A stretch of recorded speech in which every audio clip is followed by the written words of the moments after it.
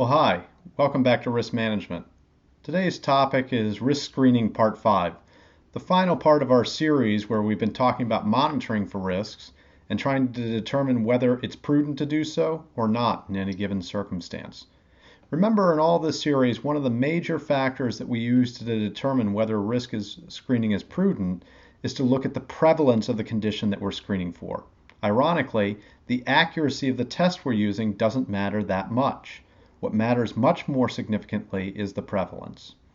In this final part of the series, we're going to be talking a little bit about risk profiling and asking whether profiling is always the evil thing that people talk about, or whether under some circumstances we might find it less objectionable and less immoral than people usually make it out to be.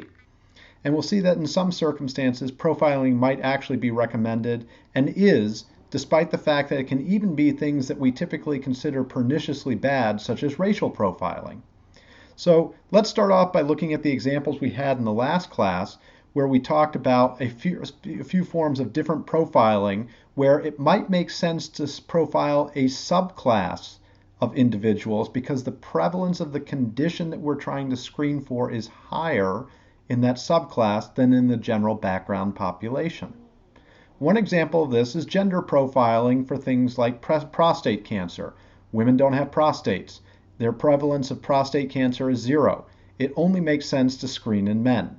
That could technically be a form of gender profiling, and yet nobody can test that. Another example, breast cancer screening. It's usually only recommended for women over age 40. Why? Because their prevalence is sufficiently high that it makes sense to do so, given the false positive and false negative rates and the consequences thereof. Men do get breast cancer and younger women do get breast cancer, but we don't recommend screening for them because the prevalences are lower. Thus, breast cancer screening profiles both on the basis of gender and age. In a third example, we only screen children living within proximity to Chernobyl for thyroid cancer, because their prevalence of thyroid cancer is 1,000 times higher than the background rate. Here we see geographic and age profiling. Racial profiling, too, can actually be useful in some circumstances. Now, I realize that that's a controversial statement, and that in most circumstances there's moral objections to doing so. In fact, racial profiling to your ordinary lawyer is considered always a pernicious evil. Here's one esteemed law professor writing in the UCLA Law Review who writes, "The emerging consensus is that racial profiling constitutes the intentional consideration of race in a manner that is disparately impacting certain racial minority groups, contributing to disproportionate investigation, detention, and potential mistreatment of innocent members of those groups." In other words, he's saying, I'm concerned about the false positive rates that are going to occur when we racially profile. That's a fair statement, but we still have to ask, are there circumstances when it might still, despite false positives and false negatives, be prudent to racially profile? Well, let me give you one example when we're talking about that in just a moment, but let's make sure we're clear what it is we're doing as a Bayesian or as a statistician when we're profiling, as opposed to a lawyer talking about this in sort of general moral terms. Let's say there's two populations of individuals, a general population of people where the prevalence of a condition is that only 1 in 60 people has that particular condition that we're trying to screen for, whatever it may be. And that if we look at some subpopulation of individuals, for example, belonging to a certain racial group, that the prevalence is much, much higher. That is, let's say it's 96%, 24 out of 25 people in that group have the condition. Well, here's those dots for the 1 in 60, where we can see that screening for this, we're going to create a lot of false errors if we were to screen among a population like this with a very low prevalence. But let's add in the red dots and see that here the red dots are people who actually have the condition. Now notice up in the top left corner here, there's one red dot with a yellow circle in the middle of it. That's the one individual who would be falsely accused potentially in these circumstances. So when we're screening for this population and we were only to screen among this subpopulation as opposed to everyone where the prevalence is low among the blue dots, if we only screen in this population of red dots, There is admittedly going to be one individual who's going to be falsely accused potentially if we were to screen this population and not pick up this error. So we are unfortunately going to cause one harm, but in 24 of the 25 individuals, we have the potential to pick up the condition. So let me give an example of this where we can motivate this type of thinking. Tay-Sachs disease. Is it ethnic profiling and immoral, or is it common sense? Tay-Sachs is a disease that is typically fatal in people's 30s or 40s. It's a congenital illness that comes before birth and is transmitted by parents to their offspring.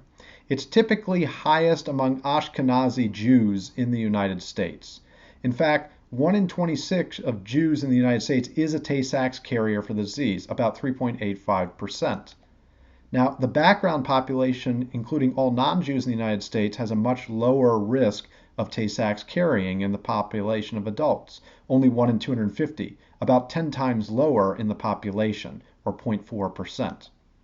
The sensitivity and specificity of Tay-Sachs screening among Jews is actually pretty high, and that's because there's both DNA screening for that as well as specific enzyme testing that is available for Jewish population screening.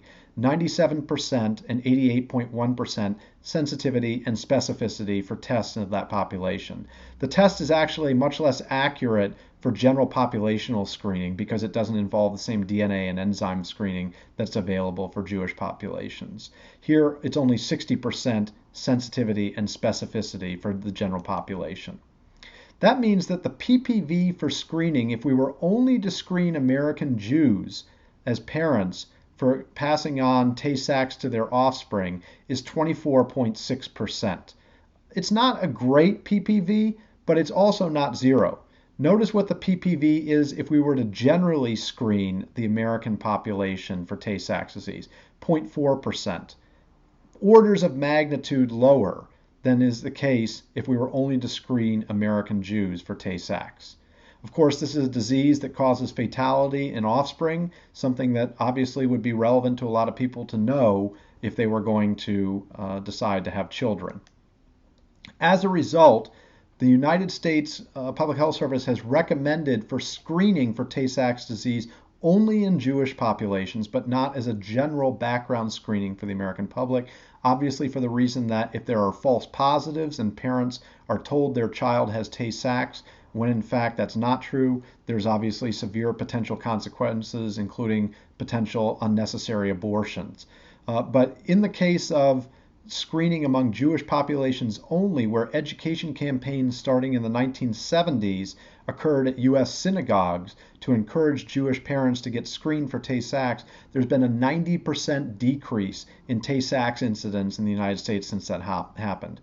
Obviously, here's a circumstance where ethnic profiling of a specific subpopulation of Americans, namely Jews, and even more specifically Ashkenazi Jews, was sensible in reducing the risk of Tay-Sachs disease. But if this had been done in a general population, it would have, through the cascade effect, led to very harmful effects for the general population. Same sort of thing can occur even in pharmaceutical development. Here's an example from 2004 where a 2-drug combination pill dramatically reduces risk of heart failure among black populations. It was the first medical drug ever marketed for a specific race. And black cardiologists hailed this form of racial profiling after years in which minorities got short shrift in medical studies.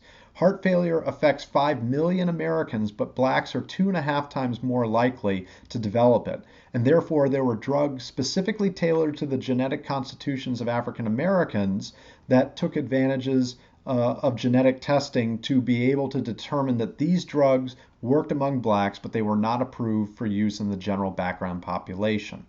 And so as a result, we can see that racial profiling for even pharmaceutical development can, in certain circumstances, be beneficial.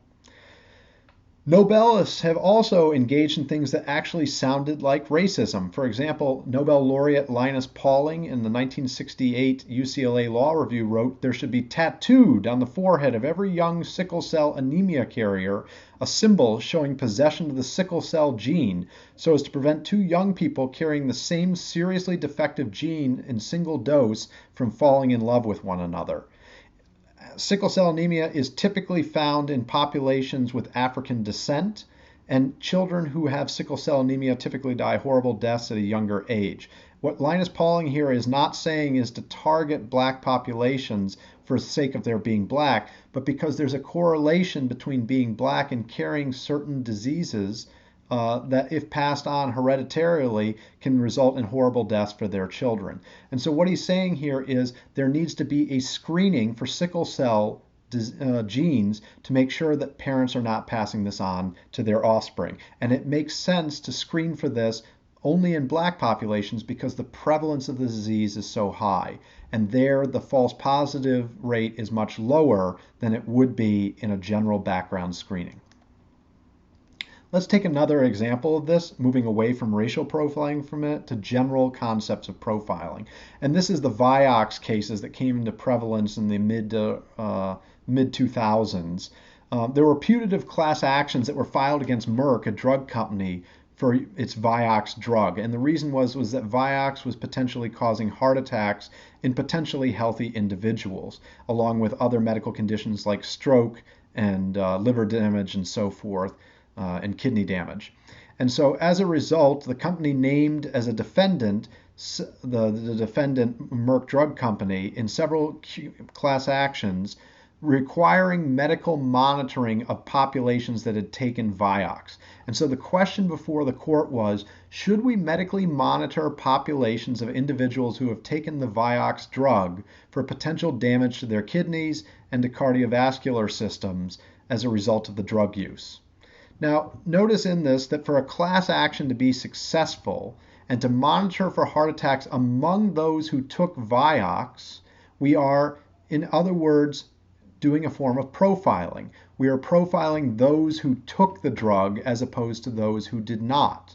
Is this appropriate in this case to do so? Well, to do so, the law says in Federal Rules of Civil Procedure 23B3 that an action for a class action can only be maintained if the question of law or fact is common to the members of the class that predominate over any groups only affecting individual members. In other words, if there's some reason that taking Vioxx raises the prevalence with which someone is going to suffer a heart attack sufficiently so that it's worthwhile to screen for them, then it's okay to proceed in a class action against Merck and to get money for that medical monitoring. But if that's not the case, if it's just a condition of the general background population that people get heart attacks, then it's not Merck's fault that people get heart attacks, and a certain percentage of the population will. And if Merck's drug, Vioxx, is not raising the prevalence sufficiently so that some threshold is crossed whereby it makes sense to screen and monitor, then Merck shouldn't have to pay for this medical monitoring. At least that's the sort of general thinking that goes on in these types of lawsuits. If you look at this box out here on this next slide that I've got, what the class action maintenance under the Federal Rules of Civil Procedure requires is for us to evaluate what's some class member's background risk of heart attacks, and what's the additional risk of heart attacks as a result of taking Vioxx. We can imagine this being put out in a graph format, where on the left-hand axis we have the percentage of the class at risk, and on the bottom axis we have the prevalence of a heart attack. Now let's say that the pre-Vioxx exposure risk distribution looks something like this white little graph here on this, where there's some risk among the population of heart attacks before they took Vioxx. The question is, what happens to that curve after they take Vioxx? Does it shift like this, where the red curve is for the exposed population to Vioxx? Notice that you have a black bar in the middle of this graph. I call it X. That would be the sort of prevalence beyond which we would say it would make sense to monitor a population for heart attacks.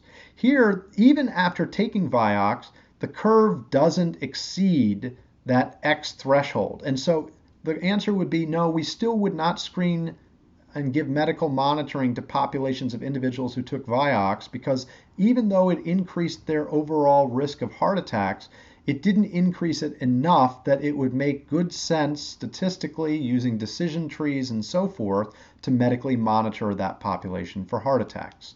Of course, the curve could look different.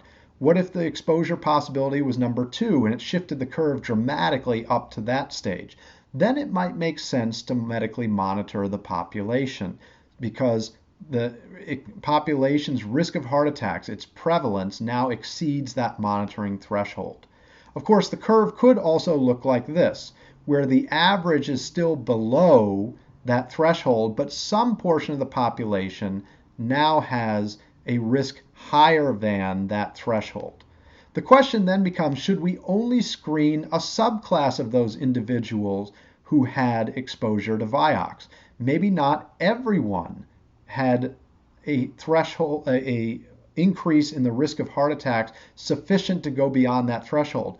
But if we could identify some class of individuals taking Vioxx, some subgroup, such as only males or only people over age 50, or only people who had lived in a certain geographic region, or only people of a certain race who took Vioxx, who in fact moved beyond the threshold for which it's prudent to screen for that condition of heart attacks, maybe that subclass could be certified in order to get medical monitoring damages in a lawsuit. So we need to think about what happens to the prevalence of a condition after that exposure occurs. The same sort of logic could occur when we're talking about screening for certain forms of things like terrorism. Maybe we have certain conditions that increase the risk of terrorism for a subclass of individuals. For example, being male, or being between the ages of 18 and 30, or being Muslim. But not just being Muslim from anywhere. Maybe we need another condition put on it, and from the Middle East, because after all, not all Muslims are violent and potential terrorists, and regions that have Muslims that are prevalent, such as in Bosnia or in Malaysia and so forth, tend to have much lower prevalences of terrorism than Muslims from the Middle East. So we need to be specific in terms of what the subclass is we're talking about where we might be monitoring. But even in a population like that, where we might say that profiling of individuals who are male between ages of 18 and 30 from the Middle East who are Muslim would be the type of subclass we would want to screen for the condition because the prevalence of terrorism would be higher among that group, it doesn't necessarily always work. This is particularly the case when we're dealing in issues of behavior, because as you can see in the following chart, we might profile a class of Middle Eastern males saying if we do this and don't screen anyone else except them, we're more likely to find the terrorist than a general screening where the prevalence is so low that the PPV will be low. But the problem with that is if Osama bin Laden knows he's being targeted, he might be able to find other individuals who don't fit the profile, children or women or so forth, and use them as terrorist agents if he knows they're not going to be screened.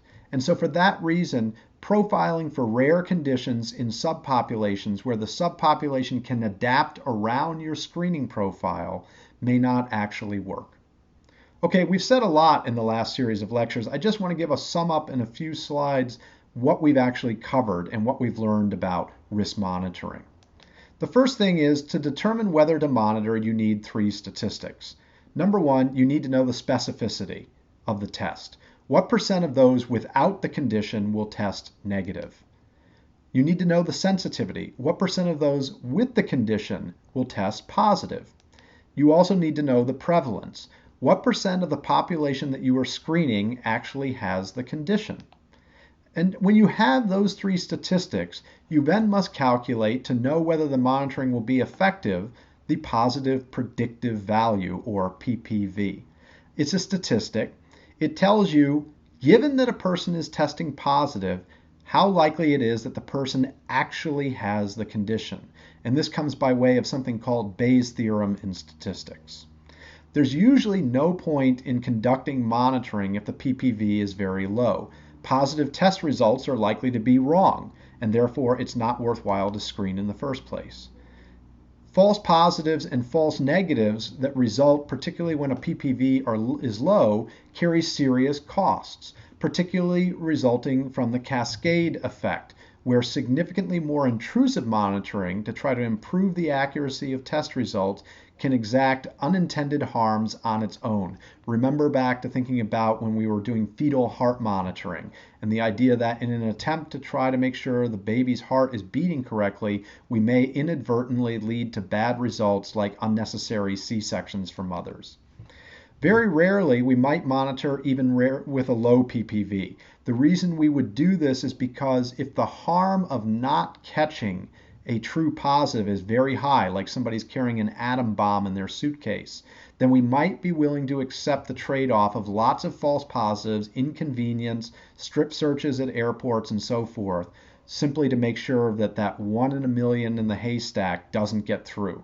Of course, monitoring doesn't even guarantee that you're going to catch that, but so the thinking goes why, when there's extreme harms resulting from a risk, that we might be willing to take the trade-off of inaccurate monitoring with low PPVs. Repeated testing, either with or without replacement of positive test results, usually does not benefit or improve the monitoring process. So it's not like you can resample and do this over and over. It's not going to improve your PPV. Profiling can be helpful in some circumstances, despite the common wisdom that's given in the media these days.